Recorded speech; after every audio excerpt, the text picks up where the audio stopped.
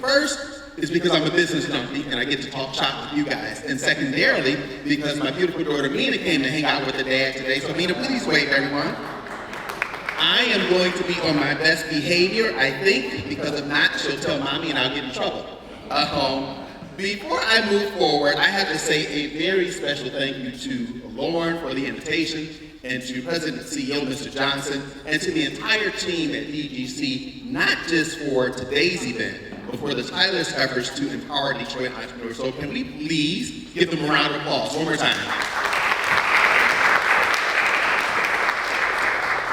As discussed, today I have the wonderful privilege of revealing 3 secrets to rapid revenue growth. Now, you guys have experts that you'll hear from far more qualified to talk about the procurement process. So I'm going to spend my time talking about how do you build a sustainable and scalable business so that you can generate profit beyond procurement. I want to talk about how do you build the business of your dreams, whether you decide to engage in the procurement process or not. Fair enough? Okay. Uh-oh. There we go. Let me ask a question. A sincere question that I really want you to wrestle with. How many of you came here today hoping not just for some motivational speech, not just for information, but you came here hoping that you can learn something and apply something that will allow you to experience transformation in your business and in your life? By show of hands. Okay, awesome. Let me ask a second, slightly more difficult question. How many of you are willing to be uncomfortable to experience the transformation that you're seeking? Okay, that's fantastic. Okay, so for those of you who are willing to be uncomfortable, what we need to do to ensure that we can retain and significantly increase the likelihood that you'll actually apply what you learn, we need to change our mental and emotional state. So for those of you who are brave, and for those of you who are willing to be uncomfortable, please stand up. Here's where the discomfort starts, but don't worry, it won't be too weird. Now here's what I want you to do. In your mind's eye, I want you to picture that we are months back at the Olympics. It's a beautiful day, not much unlike today. We're in an arena. The crowd is screaming, they're cheering. And they're cheering and they're screaming because we're in the 4x100 and we're going for gold and you are running the last leg of the race. Now, here's what we're going to do. We are going to have you finish and finish strong, but here's the problem. We have Jamaica to our left. We have France to our right. We hate them both. We don't. I'm joking. We don't hate them. But we do want to win, and the problem is we're in second place. So here's what I need you guys to do. Can I get one brave volunteer who will count down from 20 to 1? One brave volunteer. Anybody. Brave volunteer. Will you volunteer for me? Okay, when I say on your marks, get set, go, you're going to count down from 20 all the way down to 1, and then I'm going to holler time.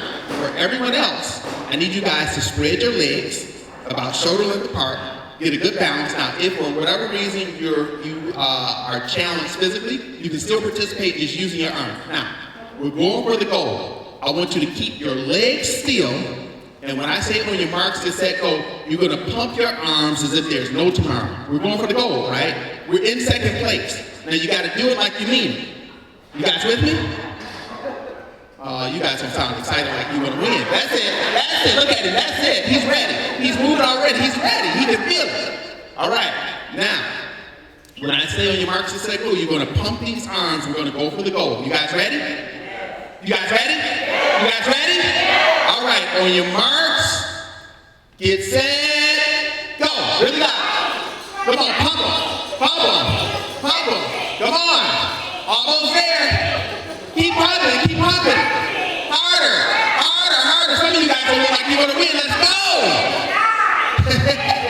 7, 6, 5, 4, 3, 2, 1. We won. Give yourself a round of applause.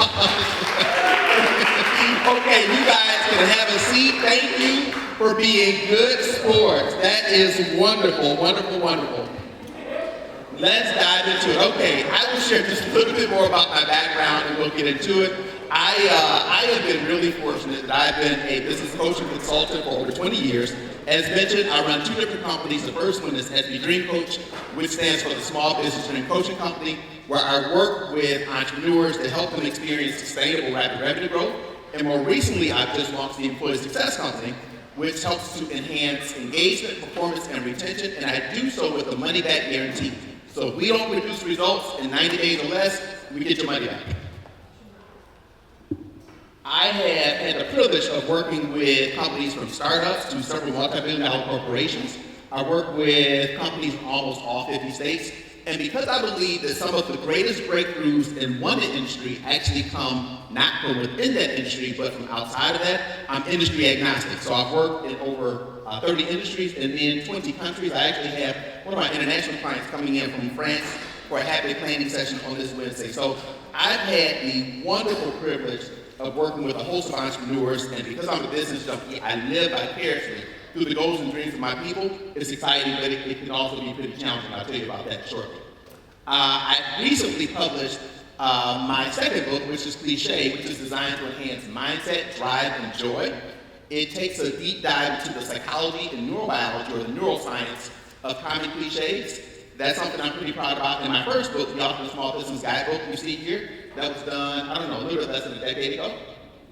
I've been featured on Fox News. I've worked and been featured on national radio broadcasts, Detroit PBS, on television. And here's something that I am tremendously proud of. About a decade ago, I launched the Urban Entrepreneurship Tour. So I traveled the entire country doing half-day boot camps for entrepreneurs. That's something that was a really, really fun thing. Having said all of that, I have been tremendously fortunate to have gone to some cool places, met some amazing people, achieved a number of my goals. But I love this quote here, and I think this will help ground our conversation. Lisa Nichols says this: you want to make the extraordinary because it lets you off the hook. There's a weird and interesting dynamic that happens with people who are on this side of the mic often. When you're in the crowd, what is often the case, and it's unfortunate, is that you'll look at people with something that's beyond admiration. You look at them and they have this wonderful glow or aura because they may have big bank accounts or big positions. And I want to encourage you, don't be overly impressed. You do yourself a disservice when you make us so special that you let yourself off the hook. I want to encourage you, don't do it. You can succeed, you can achieve your goals, you can achieve your dreams. If there's anything special about me, it's that I'm relentless. And that's not anything that's uniquely or has to be uniquely for me. You can be relentless as well. So do yourself the kindness of not allowing yourself to make the people that have the mic, the people that you'll sit here, that will sit on the stage and be on the panel. Don't make them so special, right? We get sick just like you. If you struggle with the changing of seasons, you may have a head that's pounding like mine is right now. You may wake up because sinus is draining and your throat is sore and it feels like the flu. We get tired, we get overwhelmed, we get exhausted, and I know you know that intellectually, but it's a really interesting dynamic that happens that somehow everyone who has a mic is so special and you're not, because it allows you to let yourself off the hook. I want to encourage you not to do that. As a matter of fact, I want to share a little bit more about my background, just to give more perspective that was not in the highlight reel that was read or that I talked about. I was born and raised on the east side of Detroit. And in many ways, my story is a familiar one to a lot of boys and girls that grew up in urban areas. My mother, my brother, who's 4 years my senior, and I, we lived on welfare. As a matter of fact, we lived on less than $580 per month. So as you can imagine, I wanted to get as far and as fast away from that reality as possible. And I thought entrepreneurship was my way out. And I didn't just want to be an entrepreneur. I wanted to become a millionaire because at the time, I naively thought that money was the answer to all my issues. We all know that's foolishness. It does help, but that does not solve all of your problems. Nonetheless, that was my goal, and I would even say that I was obsessed to be able to achieve my goals. I didn't just want to become a millionaire. I wanted to become a millionaire by the age of 30. So I was actually able to achieve my dream with my first business, and I became a millionaire 4 years ahead of my goal. But in 2006, the bottom fell out of my first business. My wife and I jokingly say that 06 was a good year. In the last quarter of '06, I was on a mission trip in Uganda, Africa, expecting to come back to Financial Easy Street, learning that my business was literally in shambles. Not only did my business fall apart, but I had 6 close deaths all in the last quarter. And then my wife became deathly ill with the birth of my daughter. Her life was threatened, and thankfully my daughter is here and she's alive and well. But I know what it's like to have the bottom fall out, right? But it was through that experience, and I was able to rebuild, and it clarified my why. All along the way, I just hadn't had the exposure to organizations like DEGC and MMSCC, which is a client of mine. I was looking for mentorship. In particular, I was looking for mentorship in the African American community. And for whatever reason, it just did not happen. But because I didn't have what I wanted, it birthed in me a major desire to be what I didn't see. It birthed in me a passion to build businesses to bless the world. So I'm excited to be here with you. So again, I just want to encourage you. There's nothing special about me other than the fact that I'm relentless. I know what it's like to have the bottom fall out. I know what it's like to be stressed out about where the money is coming from. I know what it's like to have the ebbs and flows of feast and famine. So, you guys are in good company. All right, enough about me. Today is about you. If you are interested in real help, not hype, you're going to get it today. If you know what it's like to be, and you heard me just mention, stressed out about finances, today is for you. If you want to generate predictable revenue so that we can eliminate the feast or famine that is often so prevalent as you're building your businesses, today is most certainly for you. We're going to talk about how you can overcome if you've grown frustrated with determining what's most important. If you, not now, but if you look up what it takes to become a successful entrepreneur, you will get millions upon millions of hits on Google. It can be overwhelming. So I want to talk about what's the 80-20. What's the 20% of things that I can do? What is it that you need to learn today to focus on that will account for the 80% of your success? Let me just tell you this. You're not going to get any more time, and time management is a fallacy. You have all the time you need. You don't manage time. You manage priorities in the context of time. So I want to talk today about what those priorities are. So here's what we're going to do. And it's a bit, and I know you guys are going to be thinking, how in the world are we going to cover all of this? Don't worry, I promise, got you covered. We're going to talk about the single most important thing you need to do every single day to ensure your success. We're going to talk about the 3 secrets to rapid revenue growth and building the business of your dreams. We're going to talk about how do you build not just rapid revenue, but how do you sustain rapid revenue growth without sacrificing yourself or your business, which is important. Doesn't do you any good to build the business of your dreams if you're not around for it, or you're too sick to enjoy it, right? We're going to talk about how you can leverage the key skill to overcome price suppression, even in a crowded market. Still going, we got more. How do you launch new products and services successfully, quickly and inexpensively, while you reduce your risk? We're going to cover that. We're going to unlock the power of strategic partnerships that can open doors to new opportunities to accelerate growth. We heard Mr. Johnson speaking about the importance of partnerships today. And how do you become besties with potential partners? And here's the deal. Because this is a lot, I recognize that I'm already speaking quickly, and there are going to be no signs of slowing down. I don't want to overwhelm you guys. Before we leave, because I'm going to be speaking quickly, and there's a lot of ground we're going to cover, before my presentation even ends, I'm going to give you guys a copy of my slides. So that if you're frustrated, tell them come on out to the event, it's all right. I'm going to give you guys a copy of my slides for today, and so you don't have to take notes fast and furiously. Someone is really happy I'm getting a thumbs up. So, and then, with whatever time we have left, I will open it up for Q&A, and I will answer questions, and so Lauren comes and snatches the mic. Fair enough? Okay, you guys quickly, tell me what it's to say, quickly. Jump to conclusions. Does anyone say this jump to conclusions? Does this say this? All right, you guys are absolutely wrong. I always love this demonstration, and I love it for a number of different reasons, but here's what I'll highlight.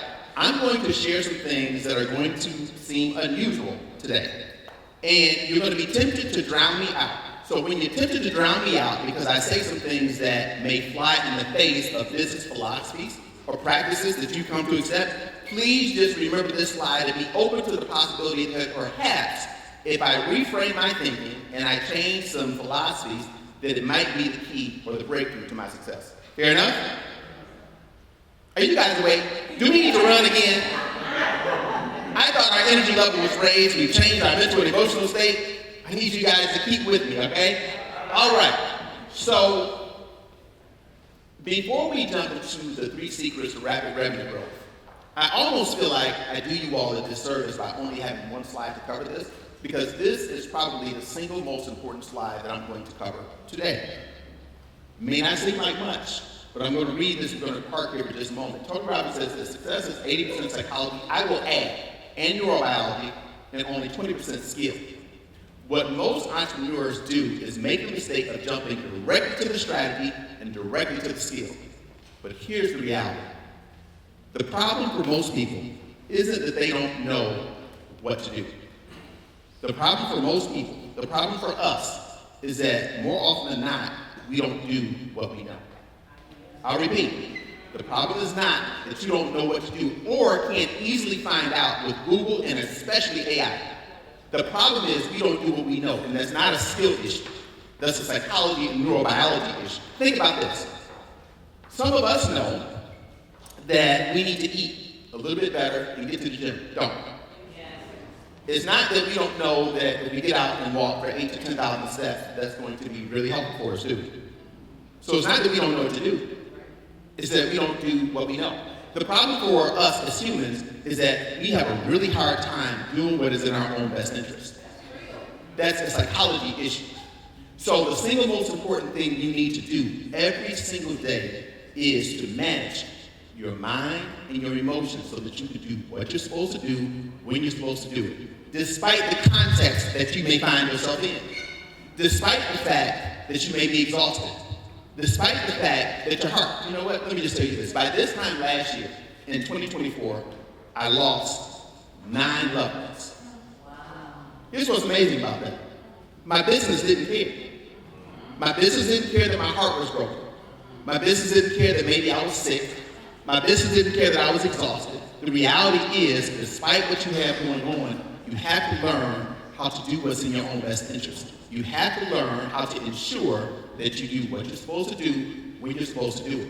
So all of us would do well to learn how to manage our mental and emotional states so that we can get ourselves to do what's in our own best interest. Does that make sense, you guys? Yes. All right. Now, you guys lean forward for me. We're going to get into the first secret. Lean forward. It's a secret. Lean forward. You got to lean forward. Lean forward. Lean forward. Lean forward. Look to your neighbor and tell them, say, shh. Outside of this room, we're not going to tell anybody. Here's secret number 1. You are in the marketing business. I talked to some of you guys before and asked you what business you were in, and you began to tell me the industry. And I can appreciate that, but let me encourage you. No matter what you sell, no matter who you sell to, whether it's B2B, whether it's B2C, whether it's B2G, whether it's B2B2C, what you sell, who you sell to, product or service, that's not the business that you're in. If you want to eliminate the feast or famine, you need to embrace the fact that you're in a marketing business. Here, follow this line of thinking. It's not rocket science, but if I want to build the business of my dreams, if you want to build the business of your dreams, a business that gives you freedom of time and the income to do whatever you want, your business needs to be profitable, right? Yeah. To have a profitable business, not rocket science, our revenue needs to exceed expenses, correct? To have revenue, we need to sell, right? Yeah. To sell, we need leads, right? Yeah. To generate leads, what do we need to do? Market, correct? Yeah. So what most people do is they make the mistake of thinking that being an expert is what's going to allow them to succeed. Should you be excellent at what you do? Absolutely. But you actually have to become an expert at marketing, because if you do not, your business will not do well. Here's the deal. Have you guys ever seen this movie, Field of Dreams? If you build it, they will come. It is a phenomenal movie. I love this line. Horrible business practice. And that's what most people end up doing. They think that if I plant my flag, if I submit the proposal, if I respond to the RFQ, if I build it, they will come. And this is a wonderful trip to bankruptcy if you don't embrace what I'm sharing. A whole lot of stress, a whole lot of headache, a whole lot of heartache. Now, there are 2 types of marketing. You guys finish this. Okay, so you guys know that one. What about this? Which company is this? You can have it your way. Burger King. What's this tagline slogan? Just do it. Just do it. So the first type of marketing is branding. For the purpose of today's meeting, for the purpose of today's presentation, we're going to break marketing down into two broad categories. The first category is branding. And here's what a lot of people end up investing the lion's share of their money and their time to doing, which is absolutely wrong. I do not want you investing the lion's share of your money on branding. Should you have a professional social media profile across all social platforms? Absolutely. Should you have a decent looking website? Yes. But rather than investing the lion's share of your money on branding activities, this is what we should spend our time on. It's called direct response marketing. It's designed to evoke an immediate response, like register for today's event. Take a specific action like opting into an email, call for more information, place your order. The challenge for most people is that they spend their time trying to, you'll hear this a lot, get their name out there. We don't have bushel baskets full of money, especially at the earlier stages of our business. We're not publicly traded companies where we have what seems like it can amount to play money. We don't have the luxury of just putting up a giant billboard that has just your logo on it. That's a wonderful trip to bankruptcy. Ask me how I know. Jesus Christ. So we're becoming, especially with AI, we're becoming increasingly more distracted. If you want to let people know that you have the goods, if you want to give yourself an opportunity to provide the products or service or combination of the two, you have to be able to get good at cutting through the noise, cutting through the clutter, and we do that with direct response marketing. Now, here are the benefits of direct response marketing. It provides measurable results. If you put up a billboard with just your logo, how easy is that for you guys to measure results? Wouldn't be easy, correct? What you want to do is treat every dollar that you spend as if it's a salaried employee, right? They are a salaried salesperson. Every dollar that you invest into your business looking to generate leads to ultimately convert those leads into revenue for your business. If every month you had a couple of salespeople that came to you and said, yeah, we didn't make any sales, but we got our name out there, how long would you keep that salesperson? Not very long, right? So it is with the marketing dollars that you have to demand accountability for with direct response marketing. You demand measurable results. Return on investment is what you have to pay attention to, right? It provides 3 to 10 times boost in response. I once did a direct mail campaign, snail mail, where I physically mailed things to one of my, several of my prospects, and I got a 10% response rate. If you know anything about response rates, especially for direct mail, that's completely burning up the chart. Now, will you always get that? No. But when you get good at understanding who you're marketing to in direct response marketing, you can hit the nail on the head and your response rates are going to be higher, even in the midst of a whole lot of clutter. Next, it allows you to attract your ideal customers, clients, and patients. How badly would it suck to have a business full of people who you can't stand, but you have to accept them because you don't have any other choice because you don't know how to market and market well. So you have to accept whatever comes your way because you don't know how to target the type of people that you want. I don't say this to be pompous, but I fired clients on a number of occasions. And I didn't just fire them and leave them high and dry. I tried to provide for them somebody else who could serve them at a higher level than I could. But when you get good at direct response marketing, you can select who you want to work with as opposed to hoping, hey, pick me, right? It eliminates price suppression. Most people, because they're not good at not just marketing, but in particular direct response marketing, the only way they know how to compete is on price. And when you do so, you cut your knees from under you because you're in a race to the pricing bottom. The only place to go is down unless you change how you operate. It allows you to win even in a crowded market, which is wonderful because the markets are crowded. It's becoming increasingly more difficult to find markets that are actively buying that don't get crowded relatively quickly because information is much easier to get, especially with AI. So you're going to have competition, but you don't let that scare you. When you have competition, one major benefit of such is that it validates the market actually wants what you have to offer. You just have to learn how to compete better than just on price. It focuses on lead generation. Sometimes the threshold is too great for someone to take the ultimate step that you want them to take, which is, hey, buy my stuff. But a default or benefit of direct response marketing is that even if people don't want to buy your stuff, you generate the leads so you live to fight another day. Make sense? All right, and then the last thing, it is systematized. It is not random. Business is a whole lot more science and art than what people want to admit. All right, you guys, lean forward one more time. Lean forward, lean forward. Am I still in there? Mm-hmm. I'm going to get in trouble, I promise. I know I'm going to do it. All right, secret number 2. You are in the system building business. If you want to keep from burying yourself, if you want to keep from being overwhelmed, if you want to build a business that's scalable, you have to embrace the fact that you are in the system building business. The money is in the marketing, but the sustainability and the scalability is actually in the systems. It is a set of written. One more time, written. It is not in your head. It's a written, chronological, step-by-step set of instructions for all of the key areas in your business. Do not allow the idea of building systems to overwhelm you. This is simply the approach that you take. And the reality is, whether you have it written or not, you have systems.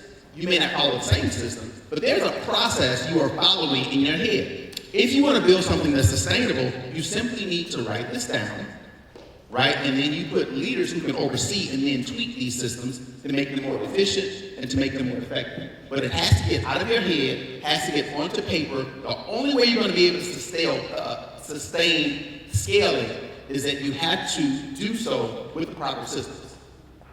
Now, I love this. He is the father of quality control. He says every system is perfectly designed to get the results that it's getting. So if your results are not where you need to be, it's because your system is broken. And the beautiful thing is this. We can build another one. And if that doesn't work, we can build another one. And if that doesn't work, what can we do? Build another one. That's the beautiful thing about systems. You build it, you test it. If it works, you do more of it. If it doesn't, you scrap it and start over. Now, here are the key systems that you need to build in your business. Marketing. That is positioning and generating leads. That's system number 1. Marketing and positioning yourself and generating leads. And then after you positioned yourself and generated the leads, you need to convert those leads into dollars. That's the sales process. Not rocket science, right? Just blocking and tackling, but important blocking and tackling. So if you need to know what's the 20% of the things that I need to be doing, I need to become a wonderful expert at direct response marketing, and I need to get really, really good at building systems. The next thing, after you have generated the lead and you converted that lead into dollars, what's my process for all things money? That's talking about how do I manage money coming in and money going out? That's bookkeeping, that's finance, that's accounting. All things money. What are the processes that I'm going to follow for bringing money in and paying money out? Next, operations. You have to deliver on the goods. How am I going to deliver on this promise that I made and I have now taken money for, right? That's operations. Leadership. How am I going to recruit, train, and retain top talent so that my business can grow? In the beginning, you are the business. You heard Mr. Johnson speaking about being alone. I know what it's like to have those wonderful dark nights of the soul alone. But you have to make sure that you put people in place who are going to oversee these systems so that you can grow. Next, innovation. There is a phrase called innovate or die. There's another phrase called creative destruction. New industries destroy old ones, right? What are those things called? 8-tracks were replaced with, you guys get the point, I don't have to go down. So we have 8-tracks, and then we have records, and then we have CDs, and then we have iPods. You guys get the point, right? So one new industry destroyed another. AI is causing complete disruption. Now, you should not lament that that happens. You should embrace it. You should be looking forward to find innovative ways to serve your people quicker, faster, better, at the highest level. And then the last thing is technology. So we need to have systems in all of these areas. Here are the benefits. The first one is sustainability. If you want to keep from killing yourself or making yourself sick, ask me how to know about making yourself sick. I know what it's like to be up from sun up to sundown, getting after it, right? And it's a wonderful way to make yourself sick where you cannot enjoy the fruits of your labor. It's just not sustainable. So one of the key benefits of developing systems is sustainability. Next, freedom. The only way that you can experience freedom is you put systems in place, you put key leaders over those systems so that you can step back more and more until your business is generating more revenue with you outside of it than you in it. Next, employee satisfaction. When you have employees, they are always asking themselves, can I trust you? They are putting their livelihood and that of their families on the line. When you don't have systems, you give them deep insecurities. They don't necessarily see that this thing is going to be sustainable. So, if you're going to keep high quality employees, you have to make sure that you put systems in place. Customer satisfaction. Even if you have the most wonderful product or service, if you can't deliver it on time, every time, you're not going to keep customers, clients, or patients for very long. Next, eventually, when you put systems in place, you can squeeze both more effectiveness and efficiency into the processes. And here, obviously, when you have systems, you can increase profitability. And when you have systems in place, it gives you the freedom to innovate so that you don't die.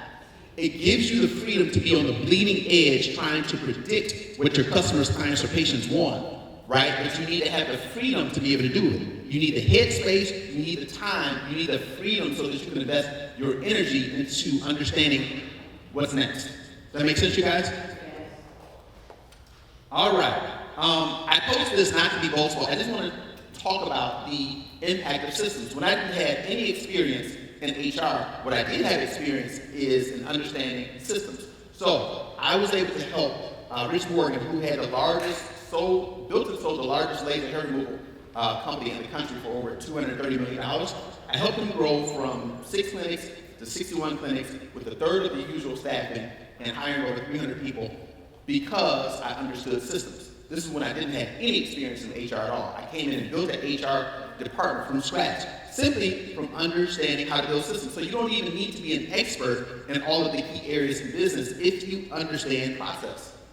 If you can research and you can understand process and you can take advantage of learning from and connecting with consultants, you can do well. It won't be perfect. But again, when you start, you're limited. You're limited in budget. You're limited in time. So good enough has to be good enough. You have to understand all of the key areas of your business good enough so that things can function, so that you can grow enough so that you can then put people who are experts over those key areas. Does that make sense, you guys? All right. I'm not going to have you sit up for this one. But here's secret number 3. You were in the innovation business. The 20% of things that you need to focus on that will give you the 80% of results is embracing the fact that you're in the marketing business, in particular, direct response marketing. Secondarily, you're in the system building business. And then third, you're in the innovation business. Now, there are 2 categories of innovation. First is category creation. When you think of creating a completely new category, think Airbnb. They're not a hotel, they're something else altogether.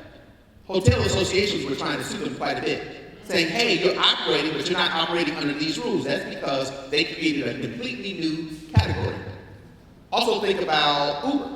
It's not a taxi, something else. It's different altogether. We're not going to focus there. I just want to give you a couple of examples. I want to talk about how do we capture more of an existing category, more of an existing industry, right? Now, the way that you quickly and inexpensively capture more of an existing industry, be it a startup or a seasoned business, is by employing what's called lean startup methodology. It's a way for you to quickly and inexpensively launch new products and services so that you can determine if the market wants what you actually have to offer. Now, this gentleman, his name is Eric Ries, very successful tech entrepreneur. He wrote a phenomenal book called The Lean Startup. It's now used worldwide by entrepreneurs, and it has become the standard operating methodology, not just for startups, but for even multi-billion-dollar, and at this point, even trillion-dollar corporations, and I'll prove that to you in just a moment. He says that a startup, in this book, he defined a startup as a human institution designed to create products or services under conditions of extreme uncertainty. The challenging thing about entrepreneurship is that we live in a market-driven economy. The market votes with their actions, and they vote with their dollars.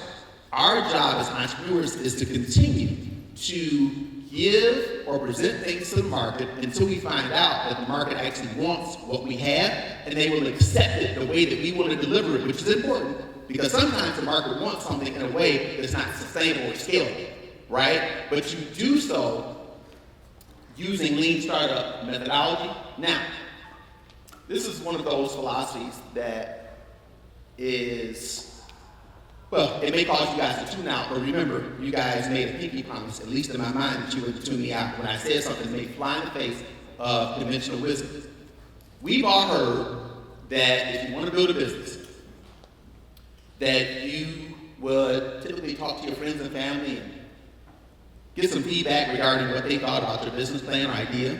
Then ultimately, you would talk to prospective customers, clients, or patients using a survey. You build a business plan, you raise money, you are wildly successful, you live happily ever after. Says very few people ever. There's a reason why most businesses fail, and it's because we've been taught the exact thing that I just communicated, right? There's a bold and distinct difference between what someone says they will do, which is survey, versus what someone actually does, which is experimentation.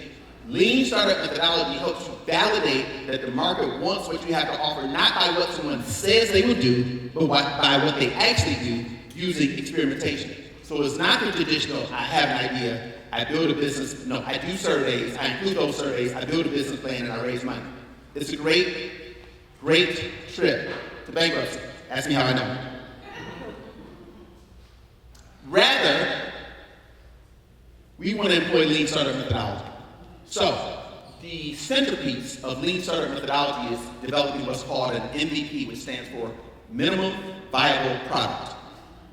That is a version of your product or service that helps you validate the major assumptions about your business. Every business has underlying assumptions. So a version of your product or service that allows you to test these fundamental leap of faith hypotheses that have what's called in the book, I don't want to kill you guys with a bunch of jargon, but it's called validated learning, right? That simply means we want to, actually, it's the scientific method. So when we were younger, we remember the scientific method. We make a hypothesis, we create an experiment, we launch the experiment to validate if our hypothesis was correct or not, and if our hypothesis was correct, great. If it wasn't, we make another hypothesis, and we create another experiment, and we go through the same process until we find that the market wants what we have to offer, and we validated the underlying assumptions regarding the success or failure of our business. Make sense? All right. Here are 3 MVP building strategies.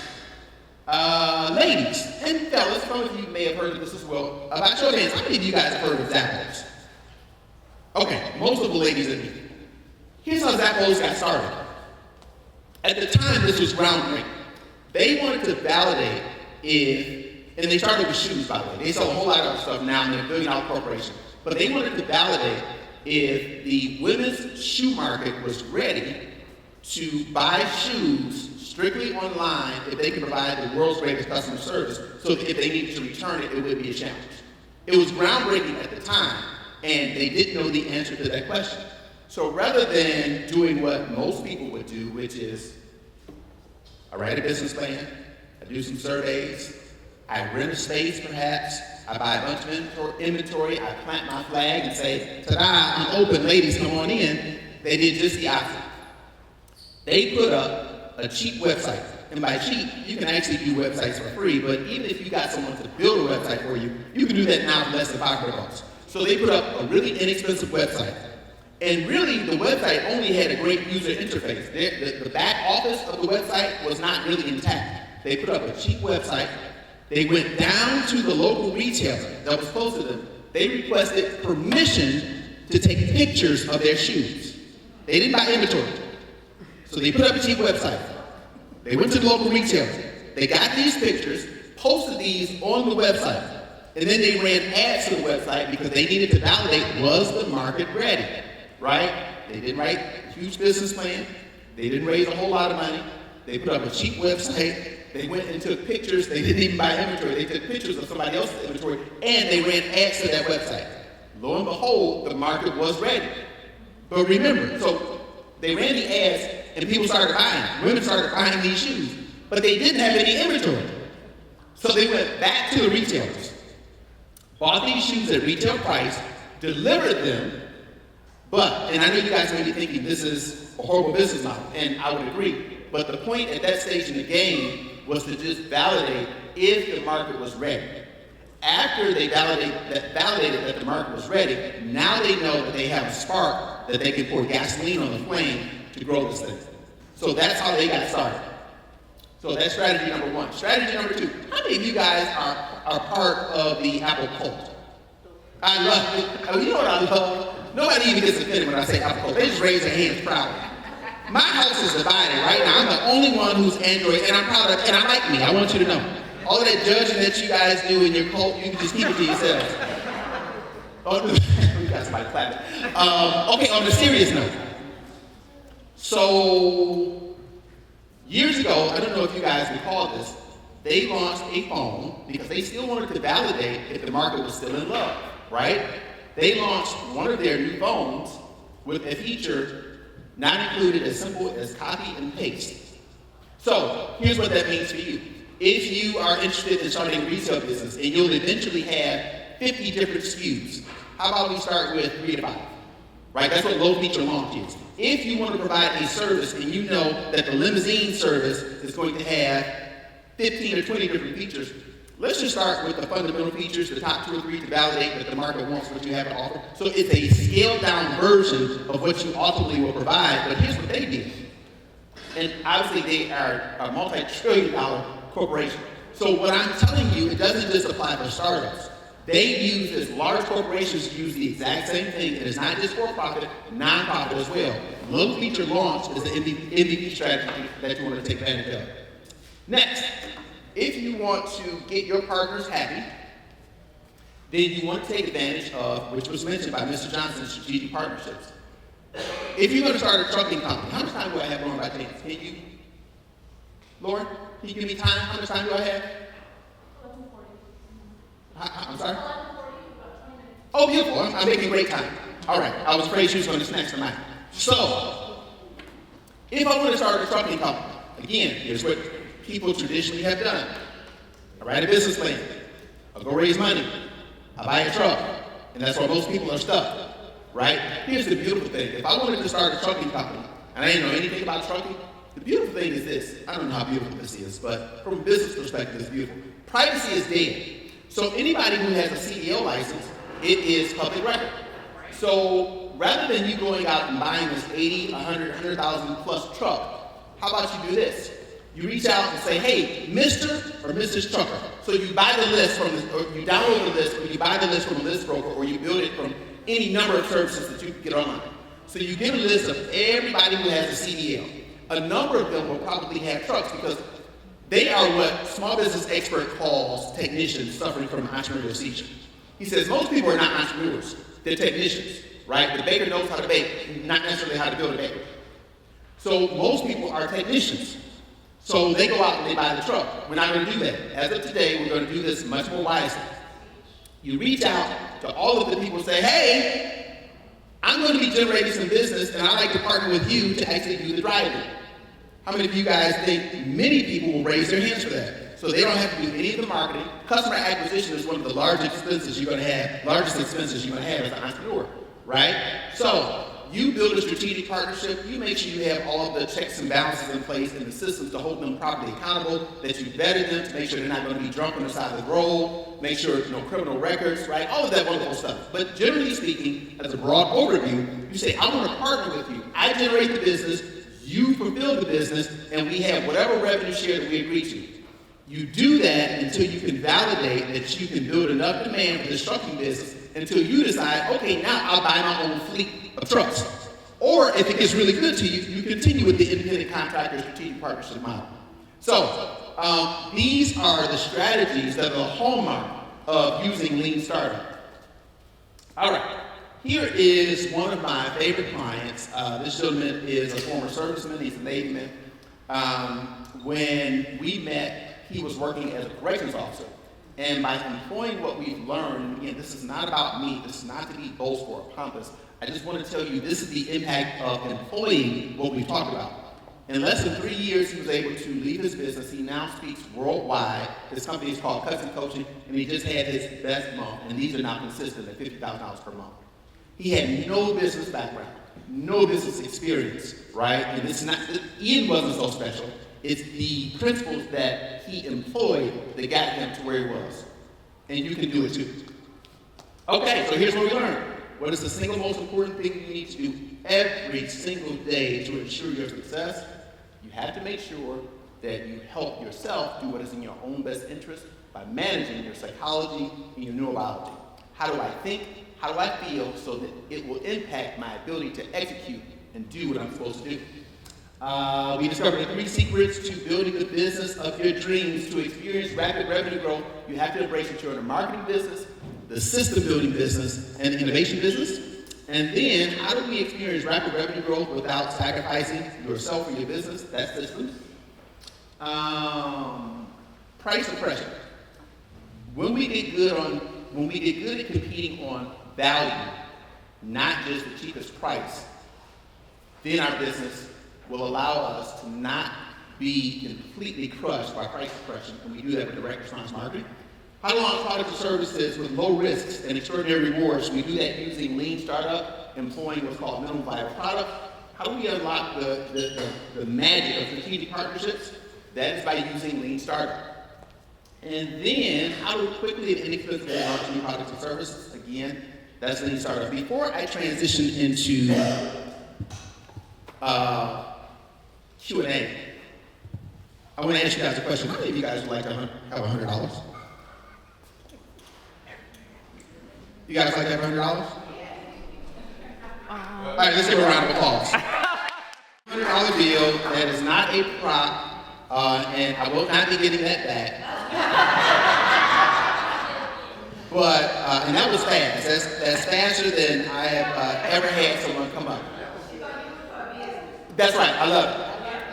Or for a wonderful lunch. Oh, well, you know what, she may have cheated. Sorry, I called her out. She said she learned a lesson. She must have seen me before, but I give that away to make this point. When you're building your business, we don't know what's going to work. And so many of us stop because we have this paralysis due to fear. You got to do it afraid. Everything great is on the other side of hard. Everything great is on the other side of fear. I know that it was a little bit of tension, not long. Normally this goes on for much longer, right? I will ask for 30 seconds or more, and this is not to pick on you. It has never been the person who has the greatest advantage closest to me, right? Somebody is brave enough to get up there, because here's what you're risking embarrassment, right? I didn't tell you come take this $100. I just said who wanted it. And I would have continued asking the same thing. And you risk embarrassment, but what's the worst thing that would have happened? You would have came up here and maybe I snatched the money back, you got a paper cut, and you're embarrassed in front of everybody. You have to make sure that you help yourself by not allowing fear to rule you. Fear is a great slave, but a poor master. All right, you guys, I promise to give you a copy of my slides. So you guys, please pull out your phone, and please take 2 minutes to scan the QR code. Please provide your feedback, and immediately follow this. I'll give you just 2 minutes.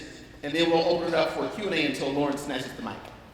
Question into Q&A, but one final reminder, do it afraid. Everything great is on the other side of fear. Do it afraid. All right, what questions can I answer with the 30 seconds that I have? How much time? About. You have about 10 minutes. 10 minutes? Okay, cool deal. Yes, ma'am. BuyDetroit. Thank you. I love it.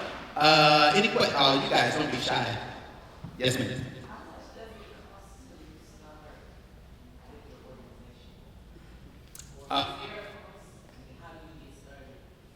You mean for coaching services? For group coaching services, that starts at $500 per month. For group coaching, so it would be individual every single week. I can talk. I'm going to hang out. I can talk with you afterwards. But thank you for asking. But for group coaching services, it's $500 per month, and that's every single week, barring holidays. Yes, ma'am. So, as a small business owner, and you don't have a system already in place, what would you start at? I would start by first validating if the market wants what I have to offer. Like first, let's make it clunky. Let's not spend the vast majority of our time building a bridge to a place that nobody wants to go. We build a perfect process in all of the key areas and find out the market thinks that what we have to offer sucks, right? So let's start by validating that the market has. So the first system is learning how to use Lean Startup. So what is the hypothesis that your entire business model hinges upon? And let's create experiments to test that. Really cheap and inexpensive experiments. And when I say inexpensive, I'm talking about barring legal fees, can we do this for under $2,500? Right? That's what I'm talking about. Can I go through what's called the build, measure, learn loop as many times as possible, throwing out my experiments as many times as possible, and the goal is you keep going through this process until you find what the market wants before you run out of money. That's why it has to be lean, it has to be nimble. So I would say start with validating that let's do a prime example. What business are you in or looking to start? I have a beauty business, so I sell vegan hair care and skincare products. Okay, so you have vegan hair care and skincare products. Well, the idea is I would perhaps see if I could drive people to live events where I can talk about all of the benefits of everything that you offer, do some live demonstrations where people get to come in and get pampered, and if you do live events, for example, whatever I did, the way that I built my coaching company, when I was doing the Urban Entrepreneurship Tour, I came in and over-delivered on the value. I poured out all of my training, which I charged $2,000 for. I did that for free because I wasn't trying to sell training. I was looking for coaching clients. So I over-delivered on the value, and then I could convert 20% of any room that I'm in. And that's even a system of how you present where it doesn't feel salesy. So that's just one approach. How can I drive people to my event and let them experience what you have to offer? You educate them, put together a presentation that's systematic, that's designed to drive people to a sale without being salesy or feeling like, you're really salesy. I know that's a challenge for a lot of people. Sales is honorable, a whole separate conversation for another day. But if you're uncomfortable with that, just know you're trying to over-deliver on value. And then you let people, hopefully that are in your ideal target demographic, you let them make the decision. But if you could do a whole lot of events and let people experience what you have to offer, maybe you can convert a percentage of it. So that's how I would start. So what type of free spaces can you do? Can you go to earlier stage restaurants and say, hey, I'm going to drive people into your space if you'll barter with me and let me have this little meeting room, right? That's something that you can do quickly and inexpensively. So let me just, as a blanket statement, say this. Doesn't matter how much money you have or do not have. The issue is not resources. Your issue is lack of resourcefulness.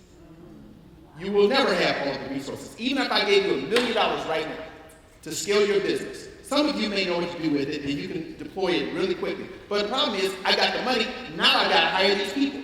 So you're always going to have a resource issue. The issue is you have to become more resourceful. Yes, ma'am. Hi, thank you so much. I'm looking for mentorship. I'm going to open up a transitional home for women and children experiencing domestic violence and sexual assault here in Detroit. Awesome. Domestic violence has increased tremendously all over the world, and I need mentorship. So can you connect me with someone? Here's what I might suggest.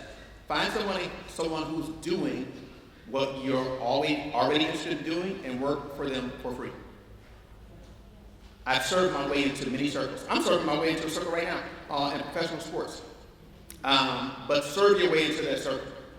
Some of the greatest learning is going to be experiential learning, and do that by adding massive value to someone else. So find somebody who's in the space doing exactly what you're looking at doing. Reach out to them and say, hey, Mr. and Mrs. Such and Such, I would like to work for you. I have this skill set and this passion. I love your mission. I want to work for you, and oh, by the way, I'll do it for free. And you show up as if you were the highest paid employee in the joint. That's what I would recommend. Yes, sir.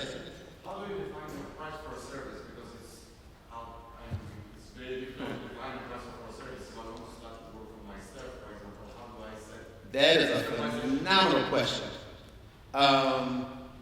I'm always partial toward premium prices.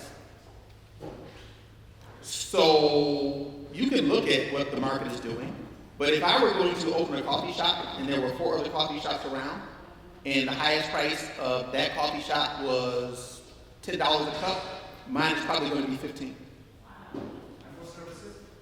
Doesn't make a difference. Now, I will tell you, we're at a procurement conference, so let me preface by saying that's a little bit different if you're in the formal procurement process, right? But outside of that, I'm more partial toward premium prices because you have the margin to screw up, right? You have the margin to learn. And here's the reality. For most people, we talk ourselves out of what we could be charging. Our products and services in particular, if you're doing an excellent job, it's not that your pricing is too high, the target market is wrong. Because I'll tell you this, for most of you who are providing services, one of the best ways is you consider starting a business, solve the problem of wealthy people. Wealthy people are much more willing to buy more of their time back in exchange for money. So if you can solve their problems, you can do really, really well, and you're not haggling over prices. Hopefully that helps. 5 more minutes. Okay, we got more. Yes, sir. I didn't do it, whatever they said. Okay, go ahead. I work for Chrysler. Okay. Dodge is known for muscle cars. Yes. Their EV muscle cars sales were so bad that they scrapped the EV muscle cars and they are putting the engines this year and next year back into their muscle cars. They said that the market was ready for EV muscle cars, but the sales showed it wasn't. Where did Chrysler go wrong saying that the market and the public is ready for EV muscle cars and it wasn't? And the sales proved that. I might have to charge Chrysler a lot of money for this. All right, so there's a pre-sales model just like Zappos. They didn't have any inventory. They sold it, then they built it. Where they went wrong at is perhaps not pre-selling what they were offering. So Elon Musk, you know how he got started? He pre-sold, he pre-reserved, he pre-sold his cars online, then he built them. So that how they validated demand, I don't know, is beyond me, but one of the best ways to validate demand is to get someone to cut a check. So that's just one potential thing that comes to mind. But if you're leadership at Chrysler, I will probably have to charge them a whole lot more to come in. So we can have an offline conversation. No, but on a serious note, pre-sales. How do you validate that? They have really, really bright people. So I'm not like taking shots. Obviously, I'm being a little bit silly. But I like to validate things by selling it in advance. Now, I know the lead time is significant when we're talking about autos and cars. Well, is there a way that you could change the sales process? Can you get people so excited about what's coming, like doing events, like doing this wonderful webinar where we talk about all of the bells and whistles, and of the people who may have pre-purchased or put down a deposit, we know only a fraction of them will actually buy and fulfill that, but that's one option. That make sense? So I would be interested in how they validated their demand. For any more, I charge a lot of money for that. Additional questions, you guys? Yes, ma'am. Are you on YouTube? Not really. I have some videos sprinkled about, but not really. I just did a recent podcast, and that's on YouTube. You will see a whole lot more of me kicking and screaming. Let me tell you guys something. This speaks to the fear and discomfort of building businesses. I'm actually an extreme introvert. I know you guys probably would think I'm lying, but when I leave here, after I've been peopling like this, I'm going to have to go sit in a dark room with the lights out. Yes. Part of the reason why I'm on social media, but not really, it's more like family stuff.